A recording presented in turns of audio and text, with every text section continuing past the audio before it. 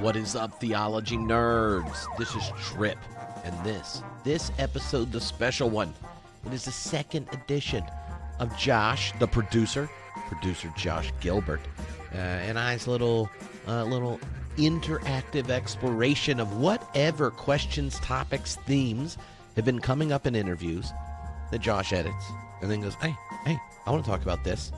And that's what goes down today. The first one, we got quite a bit of good feedback, even some topic suggestions for us to unpack. And I hope you enjoy it. And if you want to hear the entire thing, as we dig rather deep in a few little topics and questions and such, unpack some thoughts from previous episodes, then head over to the Process This Substack. That's right, processthis.substack.com, and join up. It is an amazing way for you to both get access to cool stuff like ad-free versions of the podcast. Sometimes there's like extended ones. There's the ability to send in questions and stuff. It gets covered in episodes like this, along with there's a number of live streams with our regular guest friends like Diana Butler-Bass, Ryan Burge, those kind of things. People that show up do these bonus sections, live streams and such for members. So if you're interested, check it out, processthis.substack.com. And anyway, here we go. Good times. Producer Josh Gilbert and I getting nerdy. Enjoy the trip. Well, hello, everyone. This is Trip. Returning is Josh Gilbert, podcast producer. What's up, Josh? What's up, Trip? Glad to be here spontaneously today.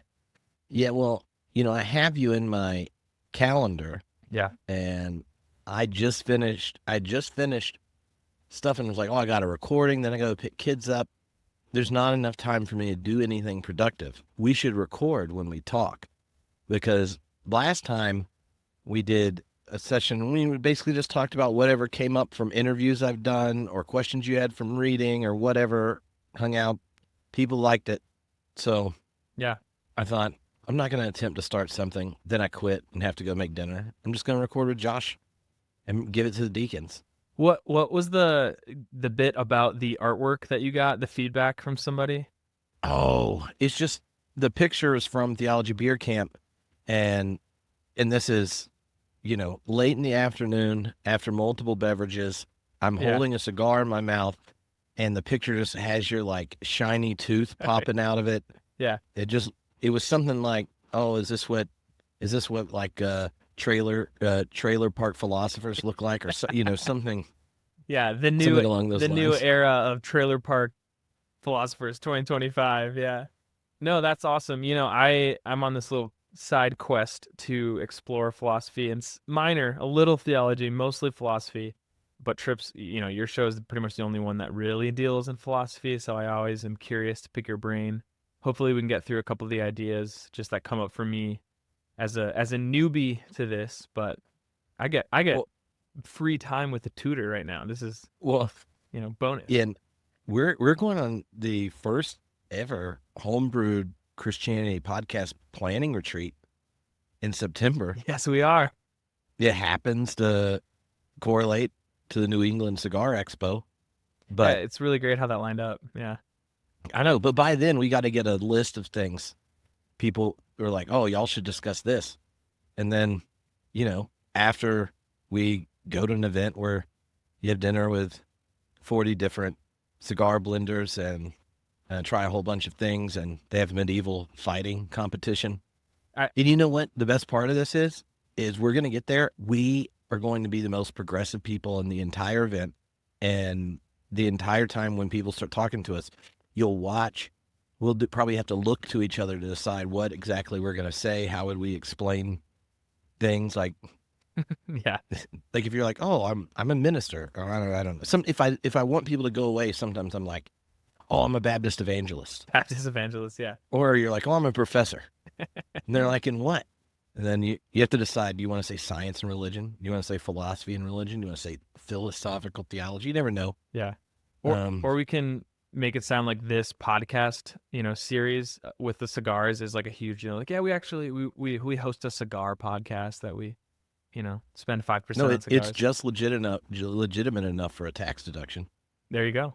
Yeah, Amen. yeah, it's really nice that it lined up. I'm excited for that. You said there's 20 cigars, so I'm gonna really push my limit for how many cigars I can. Also, as a cigar there's newbie. 20 each day. Each day. Sorry, yeah, No. 20 per day.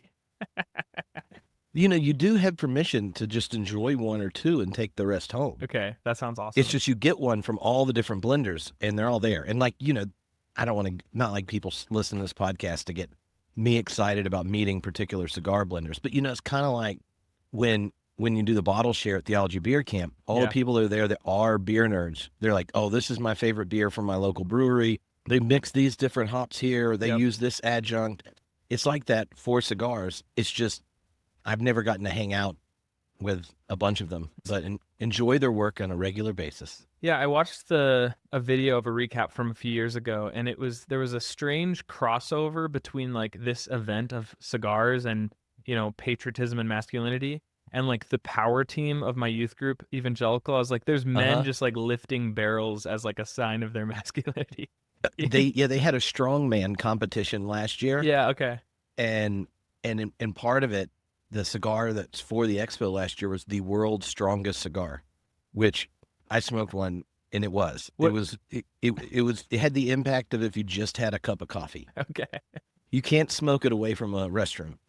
Wow. Okay, well, I'm very excited for that. I'm glad. The year before, they had a vertically challenged individuals do professional wrestling. Okay. So, people under 4 foot were doing professional wrestling, and Bill Burr did the play-by-play. Wait, what? Yeah. Wait, Bill Burr was there? The comedian, yeah. Is he gonna? He's doing the ring announcing and making jokes the entire time as men of short stature are doing WWE style wrestling. Are you telling me there's a chance Bill Burr will be at this event? I have no idea. They didn't announce it then, or I would have been like, I should have gone that year. Yeah. His recent stand-up thing is hilarious. I haven't seen it. And his podcast is fun because unlike other bro comedian podcasts, when he has marginally informed, snarky political asides, it's all class analysis. Okay. And he should write jokes for the Bernie campaign. Yeah. But his newest stand-up thing starts with this whole bit of how he had entered the drop dead years, and that just men, once you get around 50 to 65, a third of you are just going to drop dead for no reason. Yeah. And he's like, but if you get to 65, then you're just going to hang around. Yeah. You're going to hang around for a while. And then the whole thing are all the different things of becoming an adult that men are just generally resistant to. And you have to come to peace with it, or you're just going to drop dead. So that's why Tony kept talking about it, because he's entered that age of who knows what'll get you. Well, and his dad died young, and I know that in his recent book, which you're finishing up, it serves to animate an existential moment. Yeah. Yeah. 2 weeks ago was the anniversary of my grandfather's death, and because we had the same name, it hits harder. Yeah. Totally. Yeah. And now that Elgin is finishing his junior year, that same week, for some reason, I was like, you have now spent 85% of the hours you're going to spend with Elgin in your life. And I just start crying. Yeah. Which I did tell Tony then. He's like, Tripp, come on. You want him to be an adult. You're going to need to grow up. Yeah. And I was like, thanks for your compassion, Tony. He's like, well, that's what you come to me for, isn't it? For compassion, yes. Tony Jones, Mr. Compassion. That's an interesting segue, because I'm really trying to motivate in my friend group why I think philosophy is worthwhile. Just as a practice, as something that I am interested in. Certain friends have called it a waste of time. It's a lot of just esoteric arguing that all just leads to different, bias, blah, blah, blah. But one of the things that I think philosophy has brought me to, it has moved me from being unsure about if I want to have kids to I'm pretty sure I want to have kids. And a lot of that has to do with the hermeneutic horizon, that I am introducing things into my life that expand it, and the idea of bringing like the wildness of bringing another human life into this world and then letting that be something that I actively choose to open my horizon and change me fundamentally is just a really compelling reason to do it. So I kind of want to say that philosophy has convinced me, among other things, a lot of them being meeting a wonderful partner. But I think philosophy is like largely to blame for me wanting to have kids. As opposed to people in an undergrad philosophy class that are like, oh, it's immoral to have children. I do want to talk about like nihilism today a little bit, and we can see where we go. But all right. Now I'm not sure where we're going, but you can tell me. Yeah. And then if you want me to, I do have random ideas of things I'm reading about. I don't know if they're as exciting as I think they are. Yeah. I can tell you about at whatever point. Oh, I'd love to. Shout out to Ben Chica for sending me his book, Playing as Others. The first episode I edited of Homebrewed Christianity was of him talking about this new book. And I just have to say, as a gamer and as someone who loves like really well-made books, I'm so happy about this. I only read the introduction so far, but it's just the presentation of the book alone is like got me. So, oh yeah, Ben's great. He's coming back to camp this year too. Okay, so. In Minnesota, gonna be great. Yeah. Someplace I wanted to start, Trip, is something that I brought up on a GGCH almost a year ago now. I don't know. Which is Generation Gap Culture Hour. Yes. Which is a regular podcast format for You Have Permission. Yep. It's Dan Koch's podcast. Yep. Where Dan, Tony Jones, and I discuss different pop culture, theology, philosophy, psychology issues through the lens of our quote-unquote different generations. But it's really just us in our different stages of life, as have not had kids, have not bought a home, am not married, and they're all decades. But you're about to move into a home. About to move into a home. We'll see where the other ones go. But Trip, do you remember that episode? I don't know if you heard me. I gave like a 5-minute talk on this modern existential dilemma I was in because time meant nothing to me. Do you remember this? So I'll kind of summarize it here, but I wanted to talk about this philosophically with them. It didn't quite go there. It kind of was underwhelming, but I want to give you a chance to like really, speak into me your wisdom and kind of help me understand this from a philosophical lens, okay? Okay. So here's the quick pitch. In the last 4 years, I became a freelance worker. I stopped going to church. I wasn't involved in any serious relationships. And essentially, my responsibilities as an individual were next to nothing. Like, I do pay taxes, so I'm responsible to that. I have clients, and so I'm responsible to answer them. So to the extent that I can keep my work and keep my income and live a life. But every other domain of life, family is another one. I choose to have relationships with my family, but everything else essentially is up to me. I'm not really responsible for anything. And I want to use examples like what I wear matters almost never. I never need to wear anything specific because I'm remote, I'm freelance. The time of day matters almost never because other than these time commitments or like putting out episodes on Mondays, for instance, I can work at any hour of the day. It doesn't change anything. I can sleep whenever I want. I can eat whenever I want. I can get tattoos. All of my choices, the consequence of almost every choice I make is just for like personal gain or like my self-interest. So I'm very much in this modern individualist dilemma where I'm not really committed to any real institutions. And that has become a real strange dilemma. It feels existential. It feels like sort of nothing matters. But I kind of want to talk about this, and I'm curious where it brings you. But essentially, I don't like owe anyone anything, and it's not a great place to be. And I wonder what you think of that and where we could go with that philosophically. Yeah. What's fascinating, I mean, in both, what you said then is it resonates with a similar conversation I've had with a lot of people that are my former youth. Okay. So, which I imagine you're old enough that you could have been one of my youth in my early days. I think so, yeah. Like my first year as a youth minister was like 2001. And did it for 15 years, basically.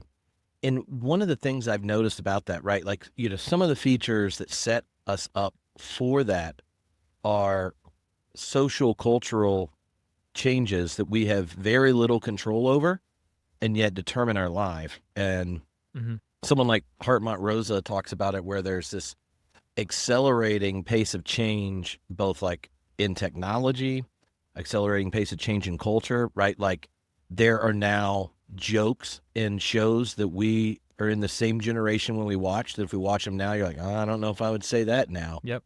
And all the way to think of just how fast culture changes when there's no, like there are lots of niches, but they're always universally broadcasted.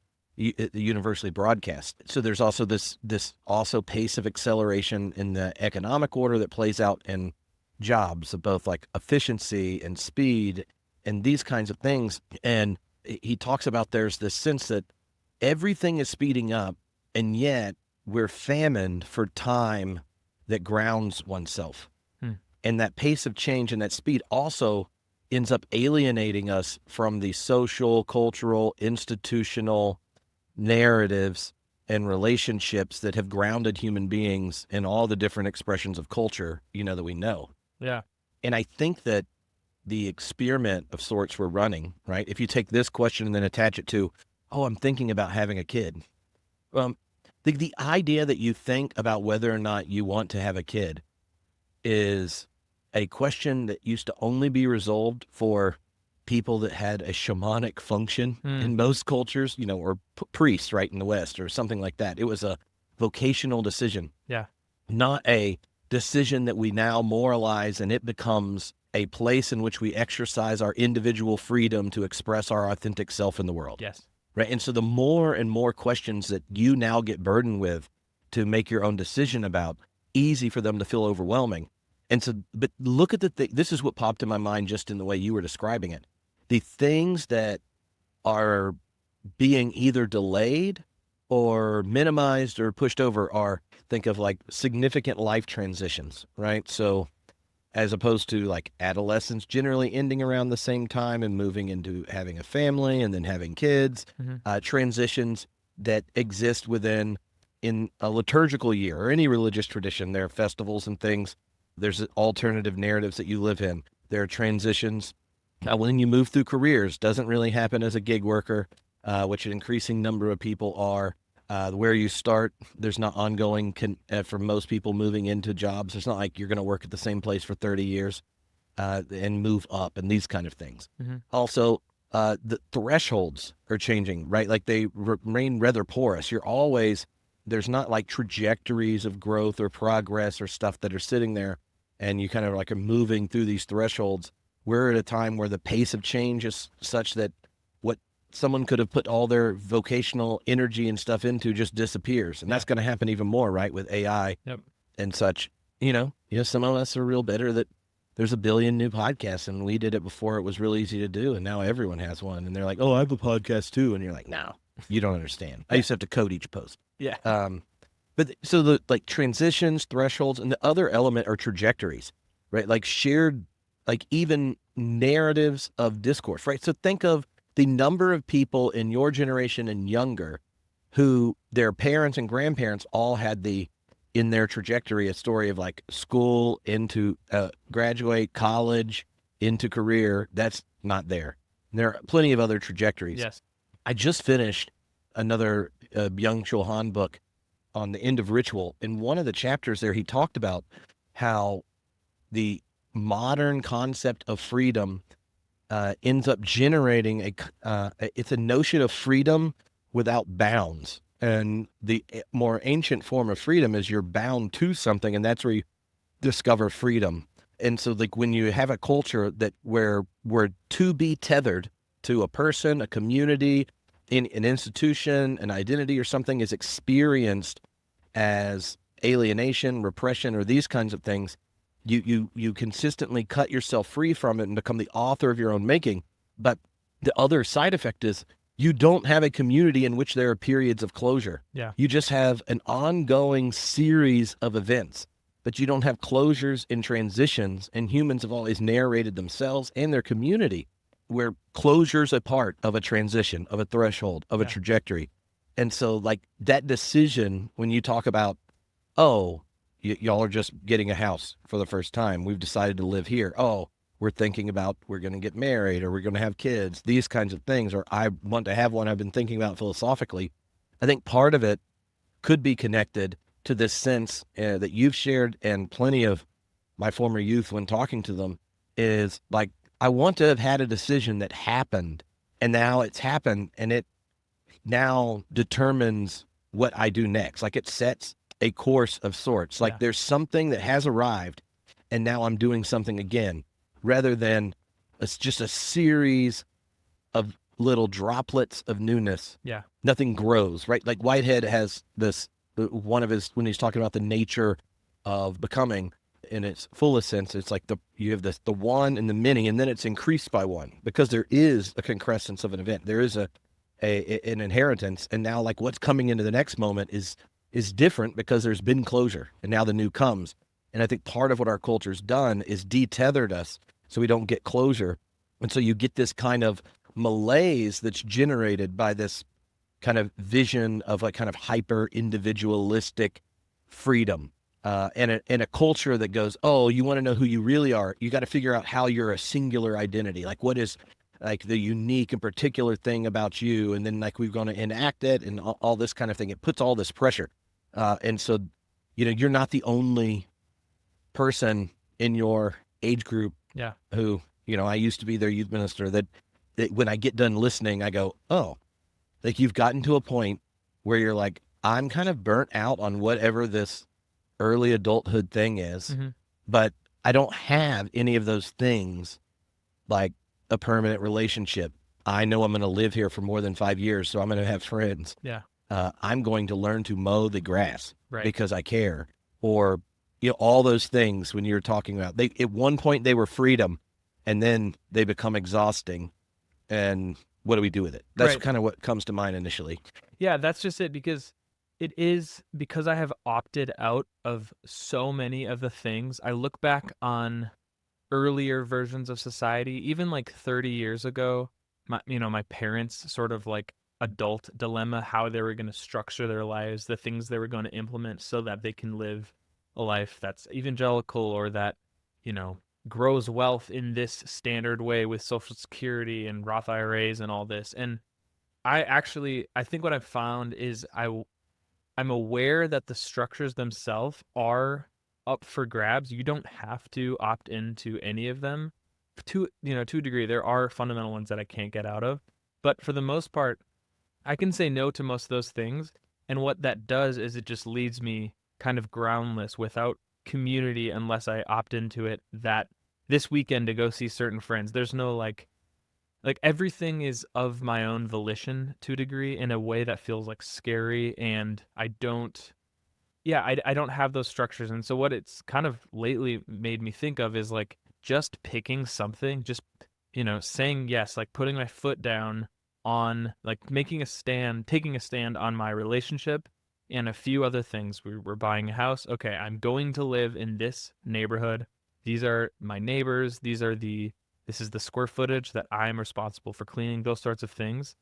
I think what's unique, though, is that I'm very deliberately making those choices rather than them just happening to me and me just following a school, high school to, grad to, pay off my debt. I don't have any debt. So I just like the world is open for me, and it makes me feel like I kind of want to like trick myself. I almost am jealous of people a few generations ago that just had to participate in these things to provide for their basic needs. And I just don't have that. So it's a privilege dilemma for sure.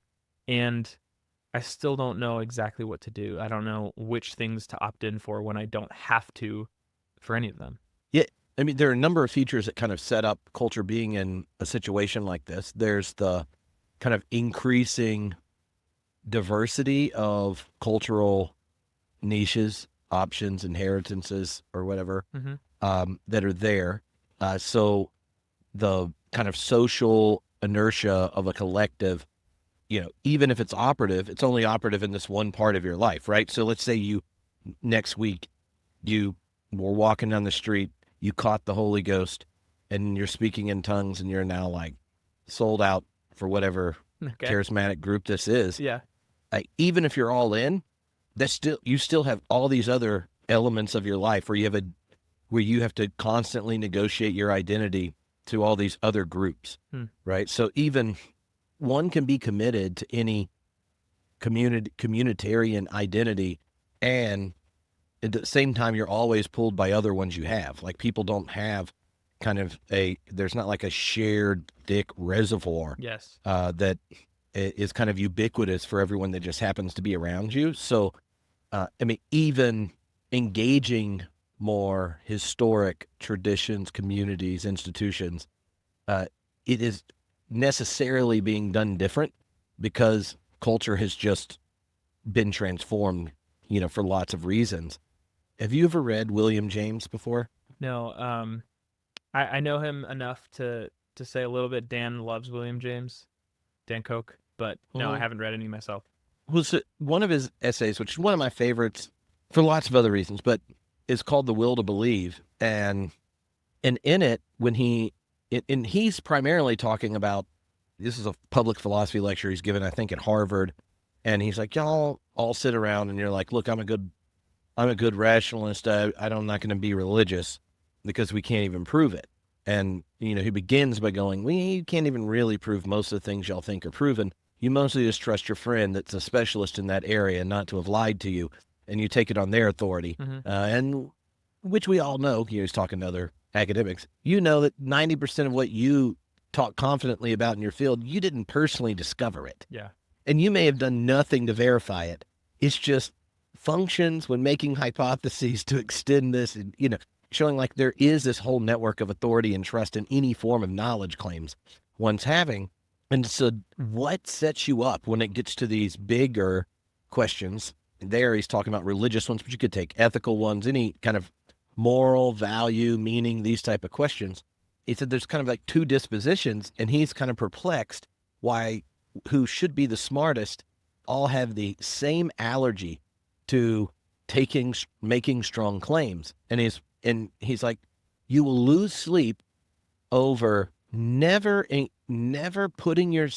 throwing yourself into something because you just hope to never be wrong, rather than going, what if there are entire depth dimensions that never come available unless you've thrown yourself into it, right? And he gives all these examples about religious belief, what it generates, like the positive psychological function. You can go through those kind of things, right?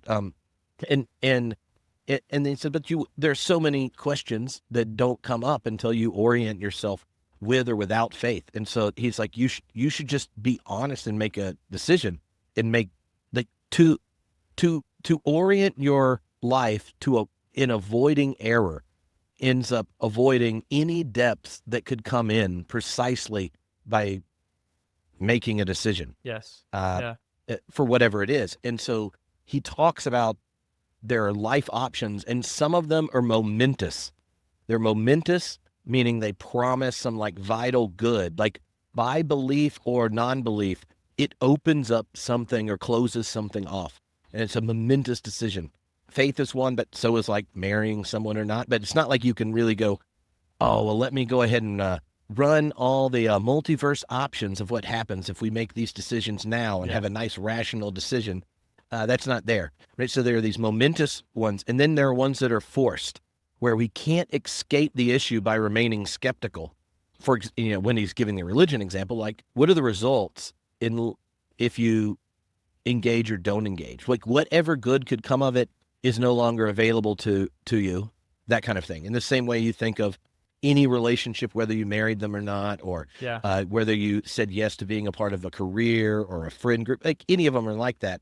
But what I found helpful in James's framing is pointing out how the intellectual habits of kind of Western scientism are ones that we will overcompensate to avoid error, but not recognize that there are plenty of the most important decisions that are momentous and forced.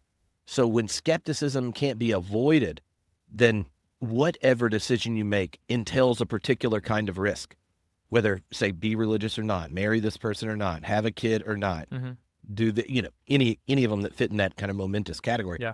Now, I think the essay's great about the function of what the freedom to have faith would be a better title of it. But that sense that skepticism has been valorized even more in our own culture, which has been an avoidance of decisions.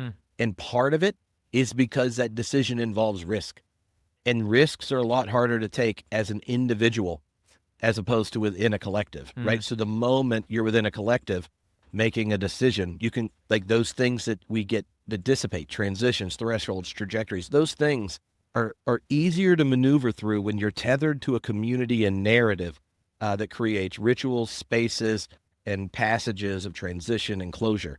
And that framework, just in that essay, I find helpful when thinking about these tasks. Yeah.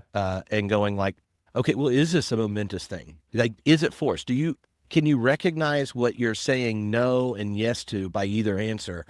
And then when that's the case, when like stalling or remaining agnostic or skeptical or indecisive, when you recognize it has a cost and orienting factor to it, then you get the gift of making a decision, even if it is, no, I'm not going to insert the religion, or I'm not going to take this investment banking job, or I'm not going to marry this person, or, or have a kid or whatever. Yeah, it's really interesting you say that. I'm not sure. This has become a little bit of a one-trick pony that I always bring up my own diagnosis with OCD, but so much of that and my OCD work is mostly around relational OCD. But to summarize it briefly, you could say that in wondering if you should or should not engage in a relationship, or when you're weighing out the risk and the fear, you're trying to mitigate the consequences of just saying yes to a relationship, while you actually lose out on the relationship itself, the exchange of two people, of two minds, of two people's direction.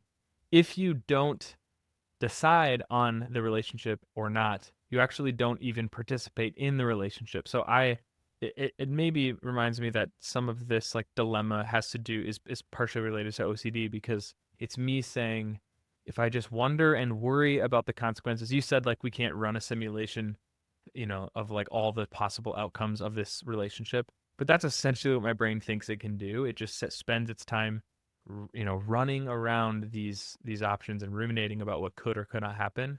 And doing that was like my biggest ask in the therapy I received, was to try the relationship and let the relationship itself sort of dictate if you wanted to continue it, rather than before entering into it, trying to quote unquote assess all the risk before you actually enter into the relationship itself. So that's really interesting. And this I'm looking at, so The Will to Believe, this was published originally in 1897. Is that right? Mm-hmm. Yeah. Which is crazy. We're 130 years almost on that, and it totally pertains to now. I mean, things have changed so much. Well, and I think one of the ways it's changed, right, is the form of life that existed within, like New England Ivy League universities, that framing of existence and freedom is just now more ubiquitous in a larger context, and the cultural, social structures have dissipated more. Yeah. So, and access to just the internet changes that so much. Here's a term from an episode I edited recently that hasn't come out yet, I don't think. You called yourself, what do you call it, a technological pessimism? Is that how you define it?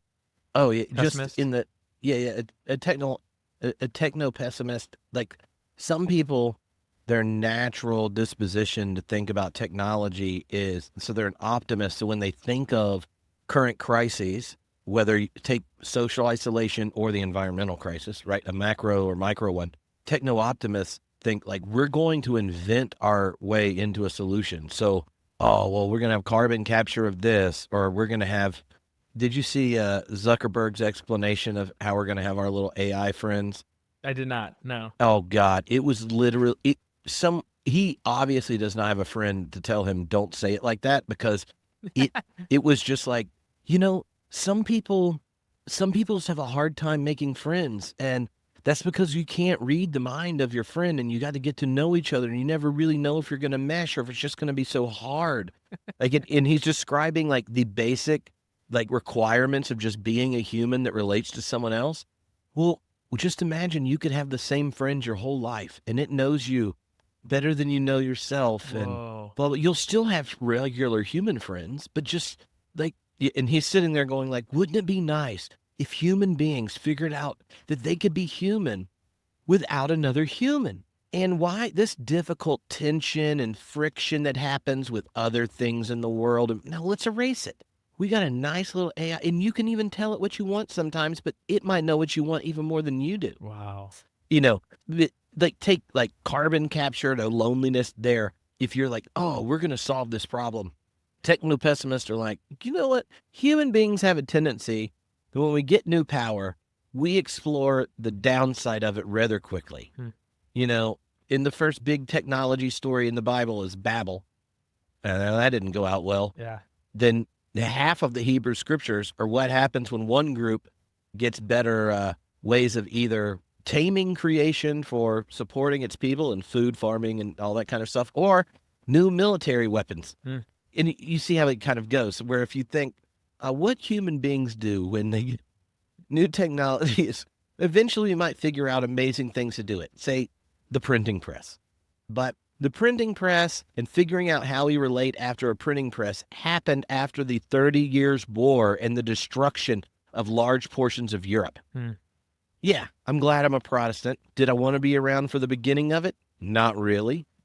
So the kind of like the techno-pessimist side is especially in a culture, in a nation like ours, that has pioneer energy from the beginning, from the early colonies all the way to Western expansion, space. Like, we see technological horizons as opportunities to demonstrate our power and solve the problems the last set of technologies gave us. And I'm like, oh, I'm not sure. Yeah. I'm not sure. I am confident we'll have very good sex bots. I'm not sure that's going to help people encounter the momentous decision of being bound to another person to create a family with more sincerity and integrity. Right. But will we come up with ways of staying eternally fascinated with the mundane in a series of intense experiences untethered from relations and material reality? Sure. Sure. Yeah. Could you label the dilemma that I'm speaking about? Like, how would you sort of categorize it? Something like the modern individualist. Well, what comes to mind? Like, one thing that comes to mind, and I think it's actually probably worse at this point than it was when he talked about it, is the malaise of modernity. Yeah. Charles Taylor, he did a series of lectures that was called The Malaise of Modernity, but in America, when it was published, it was called The Ethics of Authenticity. And the three features of it were, one is loss of meaning, with the kind of fading of moral horizons, where modern individualism's led to this sense of a loss of meaning as people are no longer connected to traditional moral frameworks, cultural, institutional, that kind of thing, that previously kind of you were born into discovered purpose and direction for your life in these horizons. Yeah. And for him, he sees this kind of excessive individualism leading to a cultural form of narcissism. In one way that gets expressed, right? Like, think of the way we use authenticity. Authenticity is some way in which you are the sole knower and author of everything that's true about you in your own essence.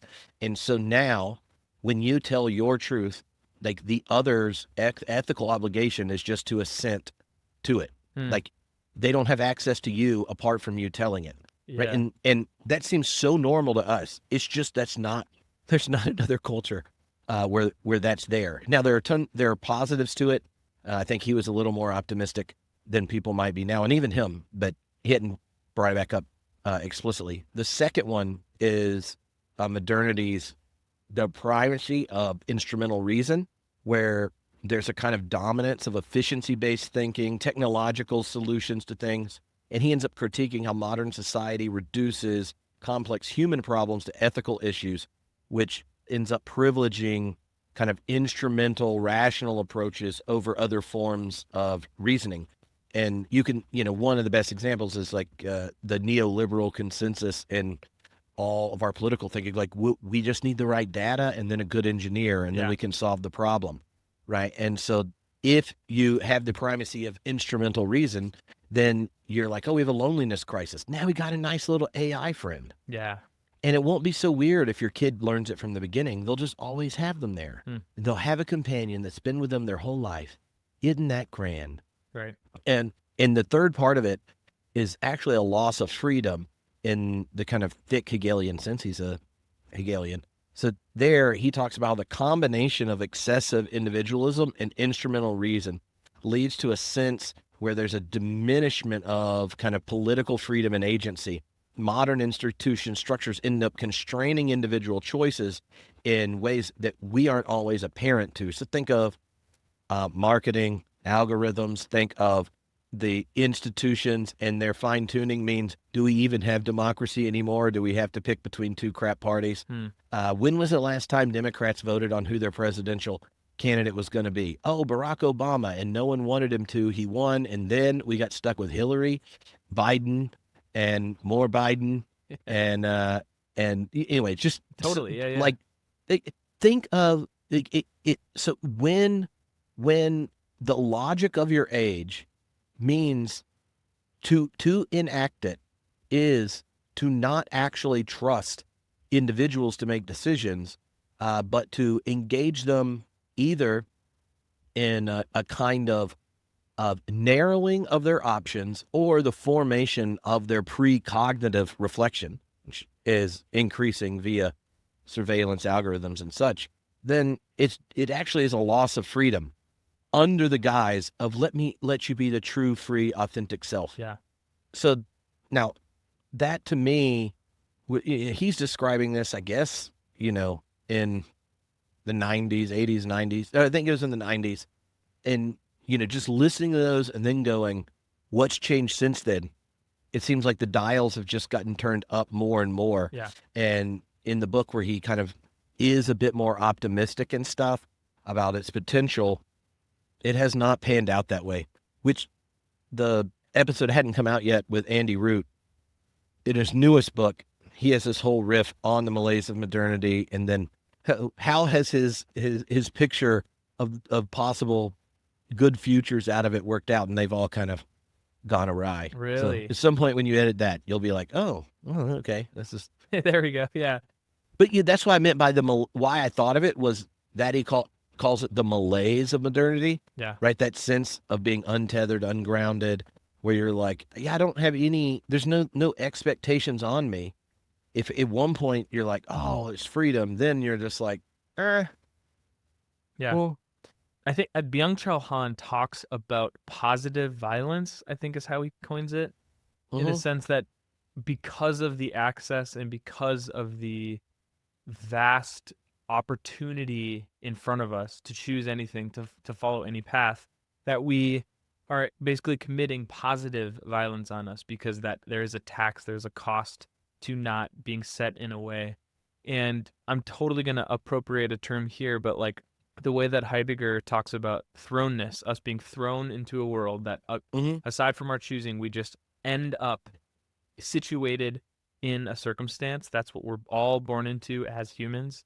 It almost feels like, and I think this is making it too simple, but it almost feels like this part of my modern dilemma is that I feel too much of like the watching myself and coordinating what my current thrownness is. Like I can adjust maybe that horizon, that thrownness is that because I've opted out of religion for the most part, I've opted out of a lot of these big things that we've talked about earlier, that my like situatedness in this world, I feel like kind of like too powerful to decide where that goes. I'm not just automatically situated in a relationship with these things. There's too much autonomy almost that it's like I don't know what to do with. I don't think that's how he would use the word thrownness, but that's what comes to mind. Okay, so let's start with the positive violence thing, because I think I get how you're connecting it to what we were talking about. so for him, positive violence is part of his critique of neoliberalism and the achievement society. And older forms use negative violence.